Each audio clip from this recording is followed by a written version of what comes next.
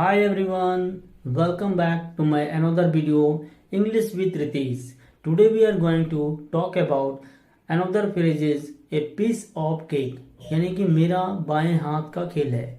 हम इस तरह का जो सेंटेंस है हम अपने दैनिक जीवन में डे बाय डे यूज करते हैं कि जैसे या तो मेरे बाएं हाथ का खेल है, जैसे कार चलाना तो मेरे बाएं हाथ का खेल है, टाइम मैनेजमेंट करना तो मेरा बाएं हाथ का खेल है, एग्जाम में पास करना मेरा बाएं हाथ का खेल है।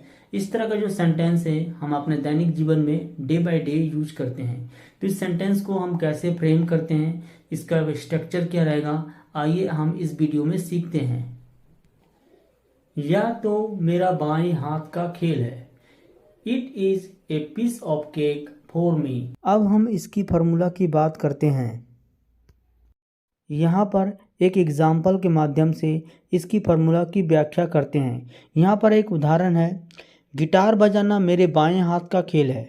इसे ट्रांसलेट किया जाता है, playing the guitar is the piece of cake for me. Playing the guitar is the piece of cake for me. इस सेंटेंस में इसका स्ट्रक्चर है, सब्जेक्ट हुआ यहाँ पर प्लेइंग द गिटार, वर्ब यहाँ पर हुआ इज़ और आर्टिकल ए हुआ, नाउन फ्रेज हुआ यहाँ पर पीस ऑफ केक और प्रीपोजिशनल फ्रेज हुआ यहाँ पर फॉर मी। कुल मिलाकर इसका स्ट्रक्चर हुआ, सबसे पहले वाक्य की जो शुरुआत सब्जेक्ट से करेंगे। यहाँ पर सब्जेक्ट है प्लेइंग द गिटार, यह एक जिरंड फ्रेज है। उसके बाद वर्ब का यूज करेंगे, वर्ब यहाँ पर लिंकिंग का काम कर रहा है। उसके बाद आर्टिकल, उसके बाद नाउन फ्रेज, नाउन फ्रेज यहाँ पर हो गया पीस ऑफ केक। उसके बाद प्रीपोजिशनल फ्रेज फॉर मी। यहाँ पर प्रीपोजिशनल फ्रेज इसलिए लगाया जाता है क्योंकि यहाँ पर पर्पज को दिखा रहा है फॉर मी, तो इसलिए यहाँ पर प्रीपोजिशनल फ्रेज का यूज किया गया है। इसका जो सेंटेंस का जो स्ट्रक्चर होता है, सबसे पहले हम वाक्य की जो शुरुआत है वह सब्जेक्ट से करेंगे। उसके बाद हम लिंकिंग वर्ब यानी कि इज का प्रयोग करेंगे, जिसे हम बी वर्ब भी कहते हैं। उसके बाद हम यूज करेंगे ए पीस ऑफ केक यानी कि बाएं हाथ का खेल। ये पीस ऑफ केक एक फ्रेज है।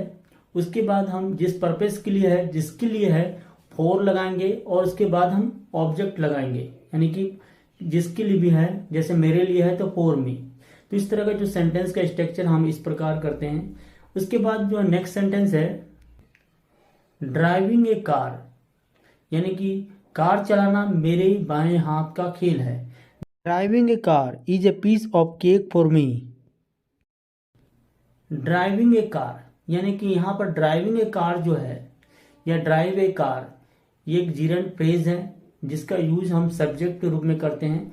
और उसके बाद हम लिंकिंग वर्ब इज लगाते हैं और उसके बाद हम फ्रेज लगाते हैं ए पीस ऑफ केक, किसके लिए है, मेरे लिए, फॉर मी।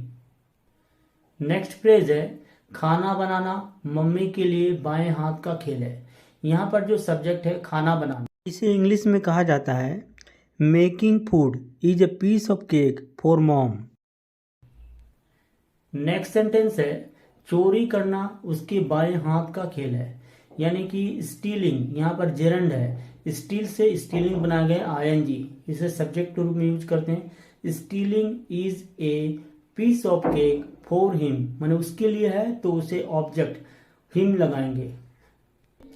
नेक्स्ट फ्रेज है, चाय बनाना मेरे बाएं हाथ का खेल है। Making tea is a piece of cake for me. Making tea is a piece of cake for me. Next phrase है, समय प्रबंध करना मेरे बाएं हाथ का खेल है। इसे हम टाइम मैनेजमेंट कहते हैं, समय प्रबंध को हम टाइम मैनेजमेंट कहते हैं। इसे सब्जेक्ट के रूप में यूज करेंगे यानी कि होगा time management is a piece of cake for me. Time management is a piece of cake for me. Next phrase है, समस्याओं का समाधान करना मेरे बाएं हाथ का खेल है यानी कि problem solving is a piece of cake for me. Problem solving यहाँ पर एक जिरंड फ्रेज है और इज है लिंकिंग वर्ब और ए पीस ऑफ केक एक बाएं हाथ का खेल का फ्रेज है। फॉर मी किसके लिए है, मेरे लिए है, तो फॉर मी का यूज करेंगे। नेक्स्ट फ्रेज है, पाठ्यक्रम से निपटना मेरे बाएं हाथ का खेल है। Handling the curriculum is a piece of cake for me. आशा करता हूं कि आज का जो सेंटेंस है बाएं हाथ का खेल आपको काफ़ी अच्छा लगा होगा। अगर आपको ये अच्छा लगा हो तो कृपया हमारे चैनल को लाइक, शेयर और सब्सक्राइब करें। तब तक के लिए जय हिंद, वंदे मातरम।